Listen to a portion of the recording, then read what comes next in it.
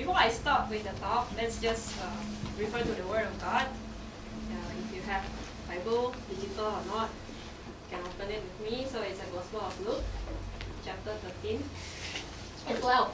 Chapter 12, verse 13 to 21. Let's quieten down our heart first as we prepare our hearts for God's word. Lord, we ask you to speak into our heart as we, our servants, are listening tonight.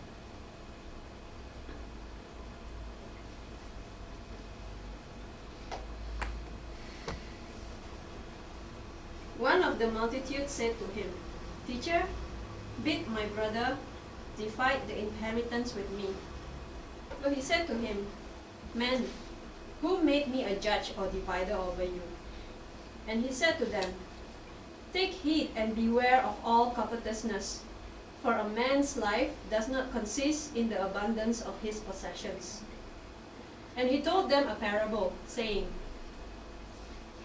"The land of a rich man brought forth plentifully, and he thought to himself, 'What shall I do? For I have nowhere to store my crops.' And he said, 'I will do this. I will pull down my barns and build larger ones. And there I will store all my grain and my goods.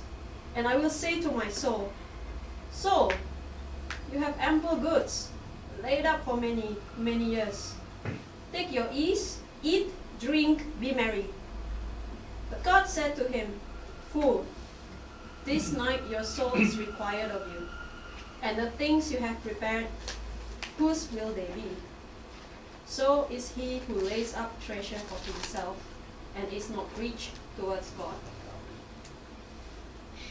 This is the good news of the Lord. Lord Jesus, thank you for your words. Let it sink deep into our hearts and bear fruits into our life. Amen. Yeah. Okay, dealing with insecurity. I think it's easy for me to talk to stand. So, I will start with definition first. So what is insecurities that we've been talking about here? And I'll be consistent with Google dictionaries. So this is, I just Googles and copy, paste the definitions. So there are two definitions. First is uncertainty or anxiety about oneself, lack of confidence. The second is the state of being open to danger or threat, lack of protection, being insecure. And to limit the scope tonight, I will focus more on the first definition. Because the second definition, to some extent, I think is already covered with Tommy when he talked about suffering, the things that we cannot avoid when we're in the midst of danger, which may happen to us sometime, and we feel insecure about it. Okay, and insecurity usually starts with some feeling of inadequacy of ourselves, and I think it's a natural feeling, and it's okay, because the fact is that none of us is perfect, so we feel inadequate, and this feeling is somehow triggered through internal or external factors, and it kind of related to what Stella shared last 2 weeks ago. And this trigger is actually the self-expectation as well as external expectation on ourselves. And the feeling in itself is not necessarily a bad thing. In fact, it may be some kind of signals that propels us to grow. And and it tells a lot about ourselves, especially how we deal with it. Because we can actually ignore these signals, but the things that really matters to us will stay. Something that we want to react to it, something that will consume our time, and we value this the most. And again, I would say that this so-called feelings of inadequacy is not necessarily bad, but what is bad is when it becomes these things, which is not exhaustive, but I would say this is the unwanted effect or the negative effect of our insecurities.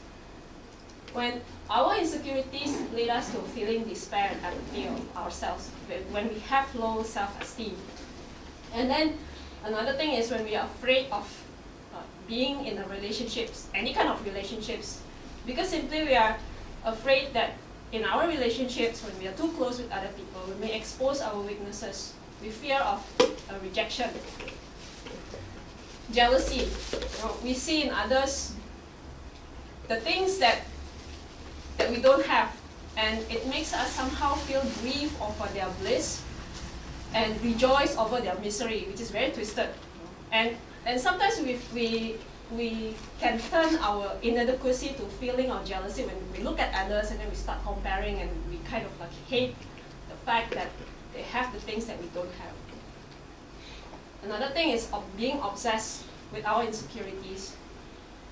And like we can be obsessed to want to eliminate our insecurity, our inadequacy, our lack of confidence, and if we cannot eliminate it, we want to cover it up. We put extra efforts to do it. I don't know, I think now in the era of social media, I believe it's a great platform to cover up our imperfections. We post all the good things. And if it's not good enough, I have to try to find the good things to cover it up. And I think it's something that we don't want to happen in our life. So what are the things that we need to do when we deal with our insecurities? I would propose these 3 things. By no means this is the only 3 things that you need to do, but this is some things that I would like to propose from what I've observed on how people that I look up to deal with their insecurities. So first is humility, trust in Jesus, and hard work. I will go through all this one by one. And I think now I would just want to give you a bit of time to, because again, even if I already narrow my scope to the first definition, it's still a wide thing. It's difficult to address insecurities because every single person have different insecurities. And I think to make it relevant to you, I think I would like to ask you to spend maybe about 60 seconds or 1 minute to just recall or bring into mind the very things that you feel that you are inadequate, and especially those very things that has caused you this, so it starts right now. Huh? My insecurity. So you join the club. just bring into mind, so that when I talk about it, then you can put yourself in the club that or maybe that's something that I can start now. I thought number 4 is obese. Start thinking, don't laugh. Sorry. Yeah, you can write it down. Just not necessarily only one, can be more than one. If you're a super confident person, okay lah. Try at least find one.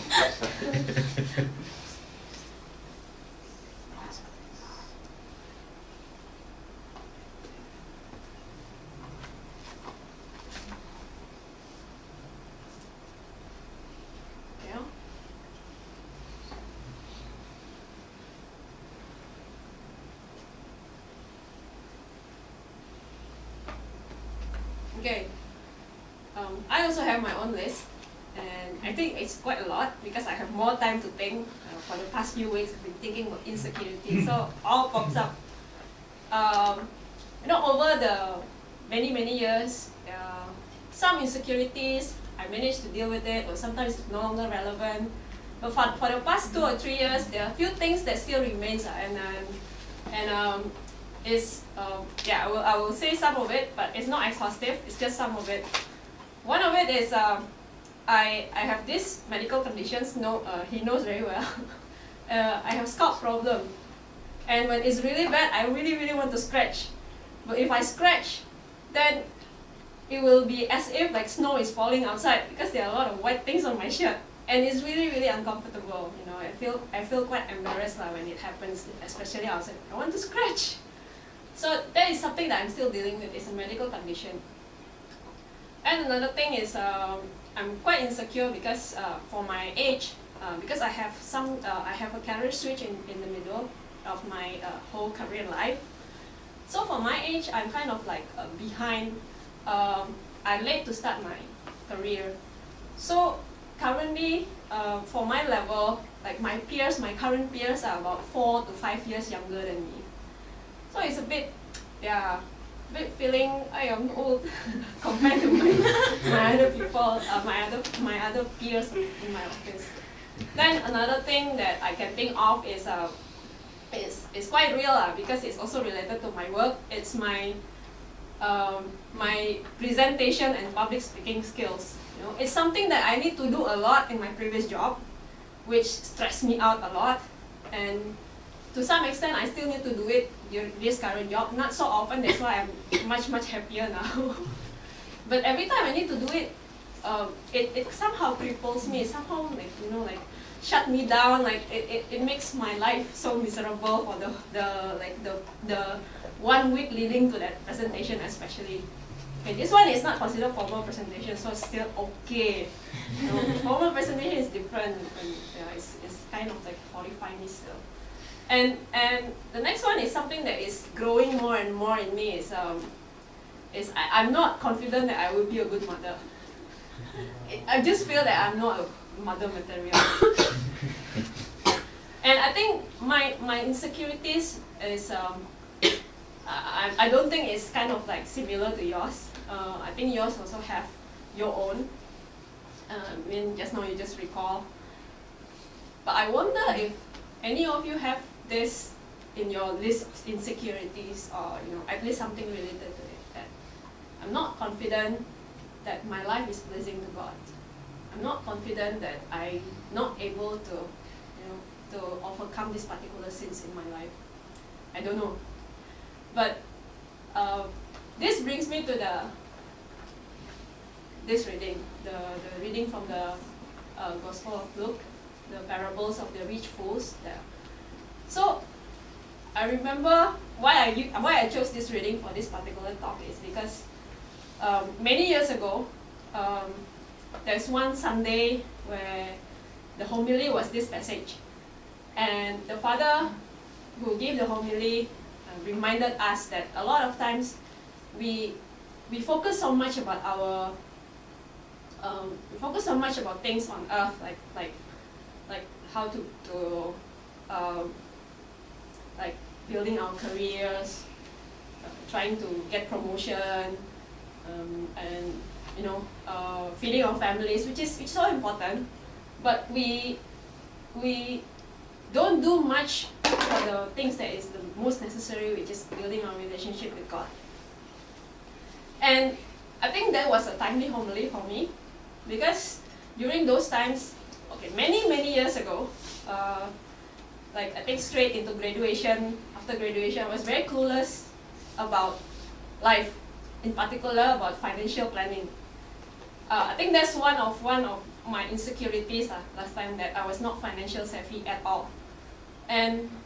But that I pick up the signals very well, because also these things kind of like important to me, because I start reading, I start conversing with other people, and I kind of pick up how to manage my assets, how to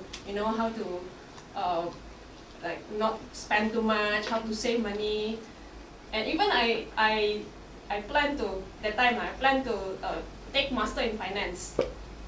And at one point in time, along this time when I heard the homily, I already managed to sign up on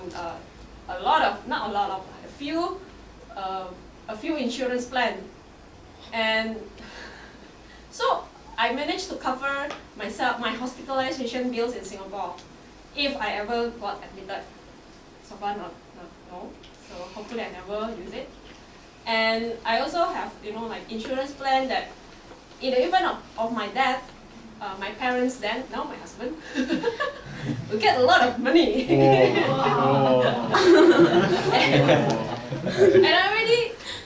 I already started my master in finance, and and I already started saving.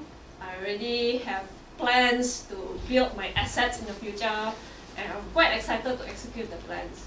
And I felt good, and very much similar to the rich fools who have a lot of plenty crops. I don't, but I felt good, because I have plans to build those crops. have plenty crops, and after storing those crops in the barns, he told himself, so you're very rich, be relaxed, be merry, enjoy for many, many years. That's exactly the kind of feeling that I had, I am fine, I'm secured, because now, even if I die, I'm not going to be a liability for my family. I'm insured. But is that really, really my security? Is that really, really my security? Insurance, money, and everything? No, because I'm not saying that financial planning is bad. In fact, it's necessary. It's part of our responsibility as God's stewards, to be able to well manage our property for good use. But this is not the priority in life. Nothing is more important than building our relationship with God. And I forgot what I'm going to say.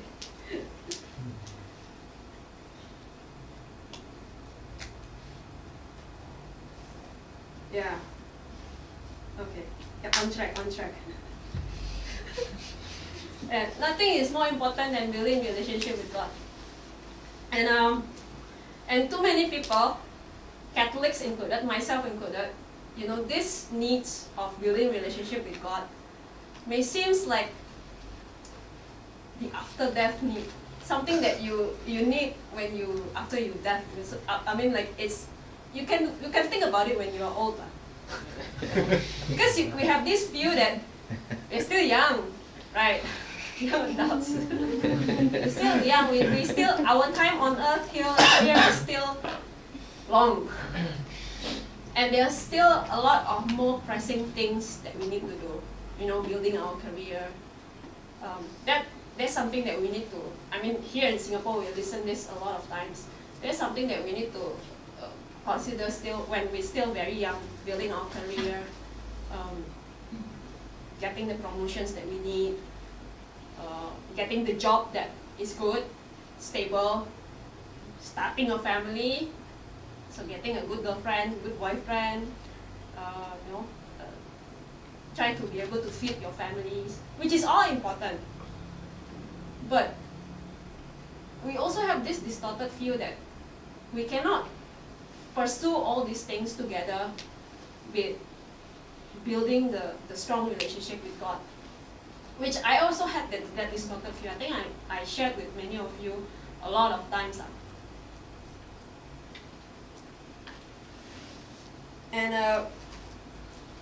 But the thing is, this needs is not just in the after death.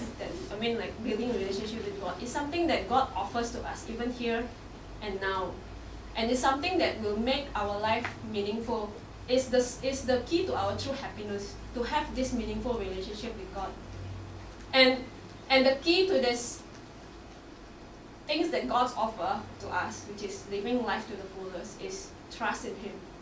And I think for the past many weeks that we gathered here, the common message that I would say, that I will believe that maybe subsequent topics will also touch on, is trust. And it's not just the topics it's not just the common theme that we had in emails, it's everywhere. It's a year of mercy, mercy and trust in you, Jesus. It cannot be overemphasized anymore. Jesus has spoken about this trust to Him loud for the past few decades, and that is His message to everyone. And I think this is it's an extraordinary year of mercy, and that brings back to my points about dealing with our insecurities. I'll say that I will go through one by one. I will start with trust in Jesus. We have said it many times, we have sang it many times, just now even, never once, never walk alone. But from beginning to the end, I will trust in you. Jesus, you're my everything. You're more than enough. But really, do we really, really believe in You know, can trust in Jesus pay our bills. Can trust in Jesus help us to get the promotion that we wanted. Can trust in Jesus get us good girlfriend, good boyfriend. Can trust in Jesus give us good husband, good wife. Edo?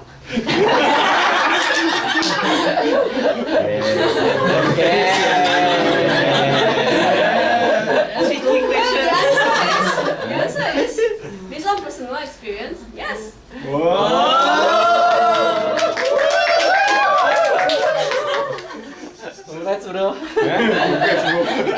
And how do you feel trust in Jesus? If you think by trusting in Jesus means that it will prevent you from working so hard to get what you want, or that basically because we trust Him, then He will do everything in our place.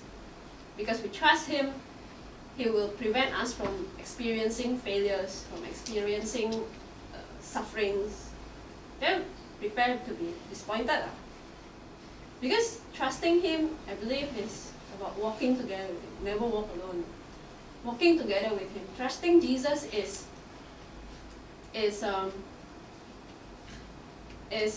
involving Him in every single step that we take, in every decisions, every motivations and desire that we have. So, and a lot of times, again, I don't know whether I'm overgeneralizing, but I experienced this. I think it's very real to me lah. I have this fear and this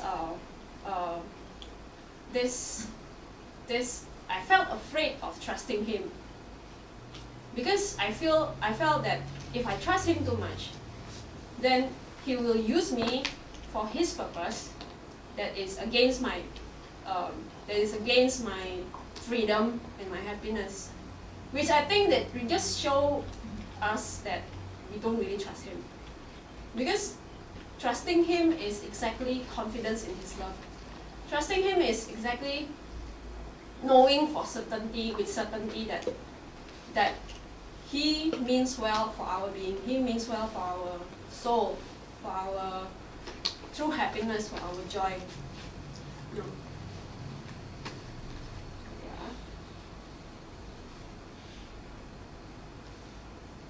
Oh, I should click.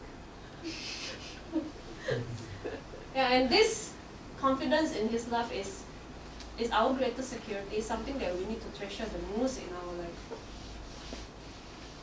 And how to trust Him? How to trust a person? Trust Him. But it's not that simple, because I heard some people, I think some of you in Prong Email saying that, if you know that God exactly tell you to do this, I will definitely do. But the problem here is that I don't know if that's really something that God's want me to do. It's actually in practice, it's not as easy as saying it or singing it or just knowing it well. But I would like to, this is not something that I propose, it's something that actually I read from a book. And I feel it's something that is quite relevant. We can start doing very simple things. Trusting Him by praising and thanks and offering Him thanksgiving all the time. And we can measure how much we trust Him by the amount of thanksgiving that we gave God, by the amount of complaints that we make. If we complain so much, maybe we don't really trust Him that much. So I think what we need to do practically is to try to live a Eucharistic life of thanksgiving. When times is good, I think it's the matter whether we forget or we to thank Him or not. That one is easy. We just try to remember. When things are good, when we are happy, remember God that these things that happen to us is conditioned with so many things that is beyond our control. The fact that we are healthy, the fact that our loved ones are fine, the fact that we can do certain things, we are able, we are not sick. It's something that is beyond our control. We have to hopefully we have that grace to be able to recognize that all these are gifts, something that is worthy of thanksgiving, of our thanksgiving. But then when life is bad, when things is difficult, can we still praise Him? Can we still thank Him? And that is the challenge. I wouldn't say that it's easy, but again, it's something that we can practice when things are bad. We can always come to Him instead of running away or blame Him and say that it's because of you that it's like this. But we can come to Him. We can and still trust Him that He never leave us, never once. That there's still hope in the midst of those mysteries that we are experiencing. And for us Catholics, every single week we go to church for Eucharist and savor those moments, to just offer up our heads, our Mass before we commune with God. And maybe for us emotions,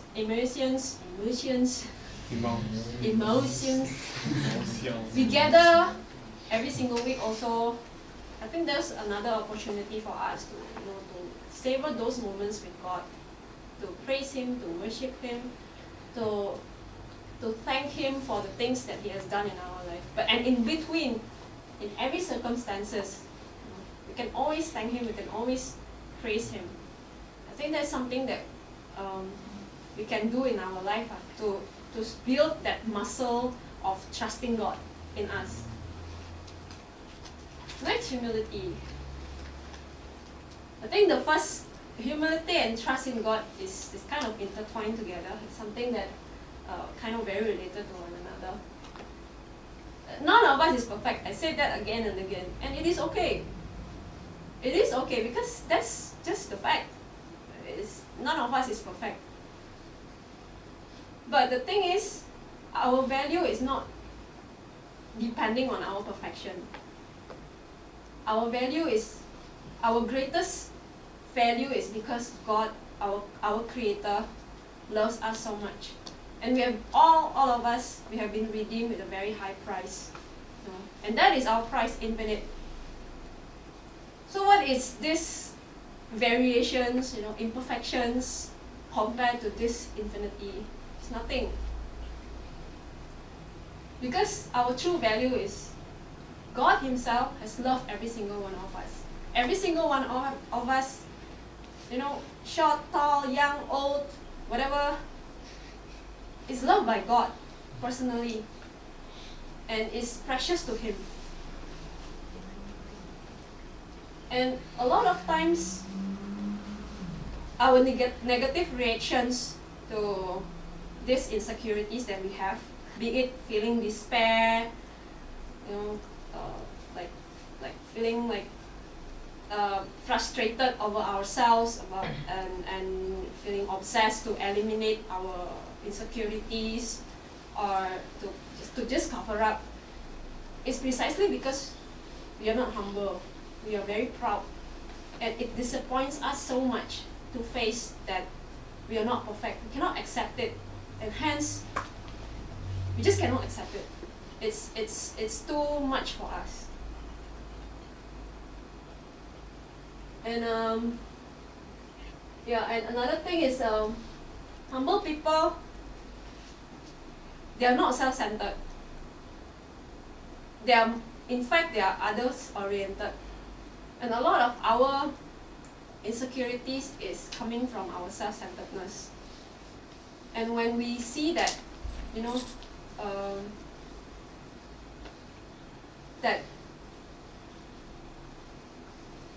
that God has loved us, so a lot of things doesn't really matters anymore. Especially because when we trust God so much, a lot of times I notice that when we are humble, when we know that God loves us, that we are a very contented person. We don't want much for ourselves. Our focus is shifted from us, from being self-centered, to other people. And how to be humble? I don't know. But I know that humility is a virtue, and hence it can be acquired, it can be practiced. I borrowed this from Pope Francis during his homily. Sounds scary, but it's very true.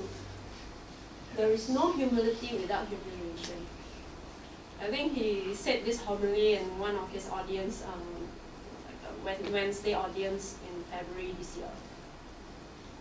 I'm not saying that, I'm not asking you to go to the street and humiliate yourself, or try to find people to humiliate you. Hey, you shame me. But it's just be aware of our day-to-day humiliation. You know, when people criticize us, when we realize that we make a mistake, and in our closest relationships, when usually there is no filters, sometimes we receive hurtful comments from our spouse, from our they're being honest to us. So and sometimes it's very hurtful because we are not perfect, and it's okay. And during these moments, I think it's a great time for us to practice humility. Try not to react so quickly. I think me and Edo,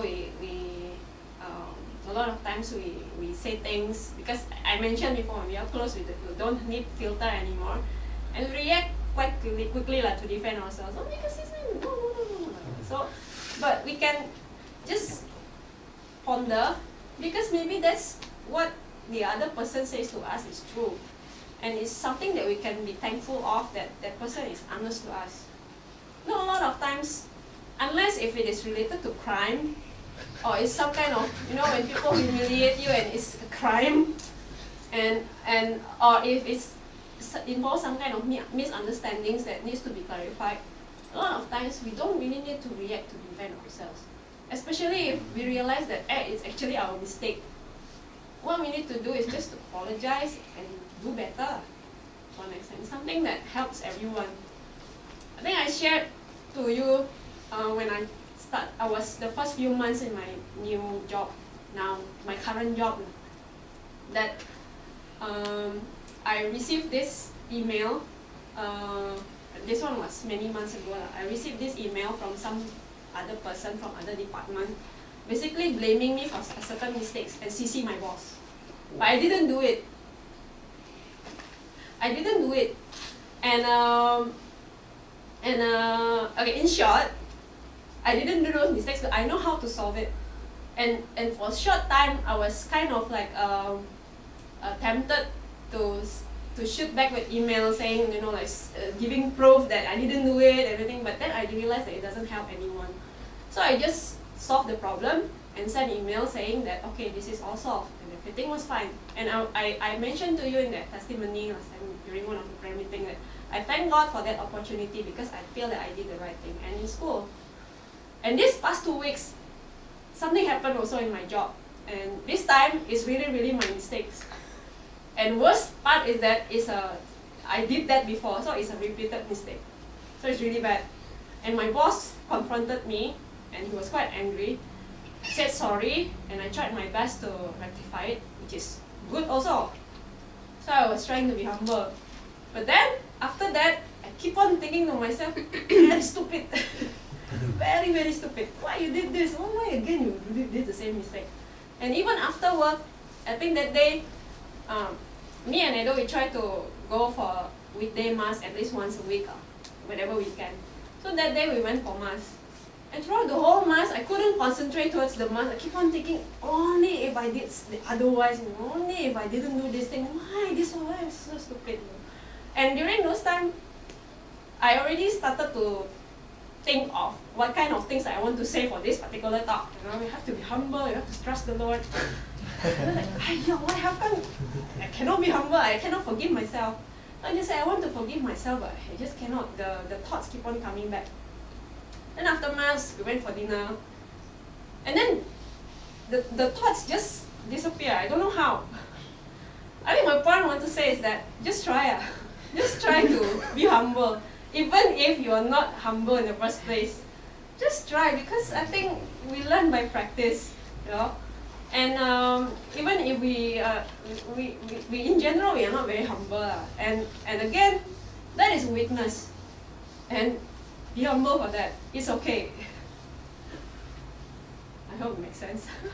Okay, last one, hard work. I mentioned before that, trusting the Lord doesn't mean that we let God do everything. In fact, the people that I know that is very trust the Lord so much and very humble are people who work really, really hard. And so does those who doesn't really trust God. Because we human, we are created with a lot of potentials because our God is very creative. We can do great things whether we trust God or not. But if we are lacking in humility and trust in God, we may work very hard to build our self-worth because we may associate our self-worth with our success. And if we are successful, we may not be humble, we may not be thankful. We may fail to see that all this success is conditioned to the very things that we cannot control. The fact that we are able, the fact that we are not disabled, the fact that we have the proper education is not something that is up to us. It's something that people give to us. And in fact, we may see other people that is less successful than us as have lower self-worth than us. Or we start seeing other people as means, as tools, or even as obstacles, as barriers that needs to be removed to achieve our success. No? And the other way around is also true. Because let's face it, there's limits to what humans can do. And sometimes we fail big time. And suddenly the things that we associate with our self-worth just gone. And a lot of times when we fail, when we experience failures, we felt so worthless, which is a normal feeling, and I felt that a lot of times. But it is not true. Because our self-worth doesn't depend on our success. Again, our self-worth is because God has loved us in the beginning. God has loved us with His infinite love, and that is our true value. So then, why work so hard? We don't work hard to build our self-worth, but why then work so hard? Again, I mentioned before that a lot of times our insecurities is coming because we are self-centered. But when we shift our focus to other people instead of us, then again, we don't really need so much for ourselves.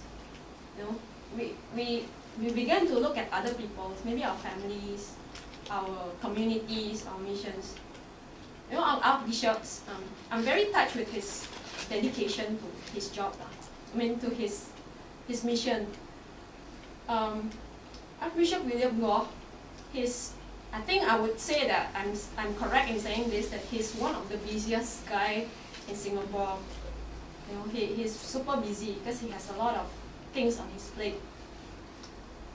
But then he told us that there are two things that he will never, he will always do every single day. One is his daily reflections and quiet time with God, because that is the source of his strength to go through the whole day. And second is exercise. 20 to 30 minutes exercise a day. I was like, wow. And he says that this is not for vain reason, so that I look good. I don't need to look good. That's what he told us. But he cannot afford of being sick. Cannot afford of being not healthy, because he has this mission. He cannot be a liability to us, because if he's sick, then all of us need to support his medical fees. And if he's sick, then who will give those retreats? He just cannot afford it. So he do all these things for other people. And a lot of times we are so afraid of working so hard, especially if we are self-centered, when we don't see the benefit of working hard for us. I think this is very common for me last time when I was working in my previous two other companies, when suddenly the company announced that for this year, bonus will be limited to this X month. And so the rating also is maximum B minus. And suddenly the mood is that everybody, no need to work so hard. Just relax. Not because we are busy, it's just that, no motivation lah, And we feel that, why work so hard? Because no one noticed, no one thanked us, no one reward us anyway. But our hard work never escapes from God's attention. So whatever we do, we should work with all our heart as working for the Lord, not for human masters. And even if our works turns out to be fruitless, when we look at the results of our work, it feels like nothing really done properly. Trust God that He can make good of our efforts. When we trust in Him, when we try our best, nothing is actually wasted. It's something that is good for our growth. Nothing is actually wasted. And we can always offer up to God and involve Him in every single thing that we do, and ask Him to bless the work, bless the efforts that we have. I'm running out of time, so I'll be quick in this. So, I want to go through the how to apply these three things in our day-to-day insecurities. But again, time very limited. So I will only, but you have sharing later, so please discuss about the things that you deal with whatever to talk about, or the things unrelated. Anyway, so I will just go through the two things that I think all of us experience. Our insecurities. First is when we are faced with temptation. And usually when we are faced with temptation, there's this feeling of insecurities, restless, do it, not do it, do it, not do it. And in front of us, there's this promise of self-gratification, there's this promise of escapes. Do it, not do it. And especially when the things that we are about to commit is grave, or is grave. So in other words, we are about to commit mortal sins. Because we know that it's wrong, we know that it's grave, and if we still do it anyway, it's mortal sins. So we feel that restlessness. And I think that's the time for us to exercise humility. That we indeed are tempted. We indeed have this potential of falling into sins. And we have to trust God at that very moment. If we are given that moment of insecurities, which is good, because it means that we are not straight away into sins, to trust Him that if we skip this, committing these particular sins, the joy that God wants to offer us is much greater than the promise that is given in front of us at that particular time. And we will have to work hard because it doesn't stop us, by just knowing that, it doesn't stop us from being tempted. We have to work hard to rely on that God's promise on joy that is beyond measure, that is not just temporary.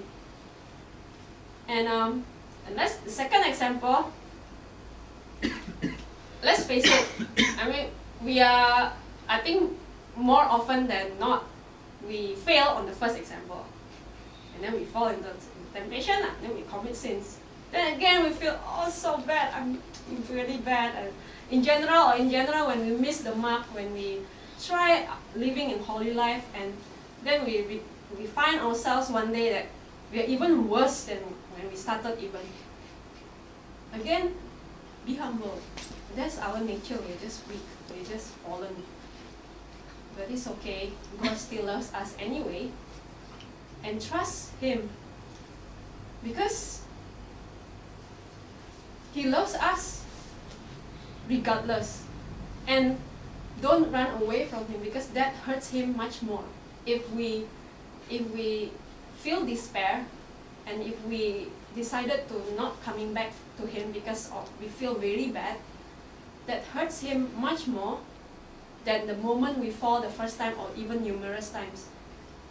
I think just recently we heard these readings also, that God says to us, He gives us this analogy that the joy of finding one lost coin or one lost sheep is greater over those 99 that never astray. So when we are faced with this, when we I mean, we are faced with these failures in general, especially in our spiritual life. Just come back to Him. No matter how many times it is, just come back to Him, because it actually gives Him great joy when we fall, and yet we still come back. So it's an opportunity for you to, what Tommy says, to console Jesus' heart. Because His heart is torn down not so much on the many times that we fail, but the many people who has left Him for good. And we have always that opportunity to come back to Him. And that's done. Yes.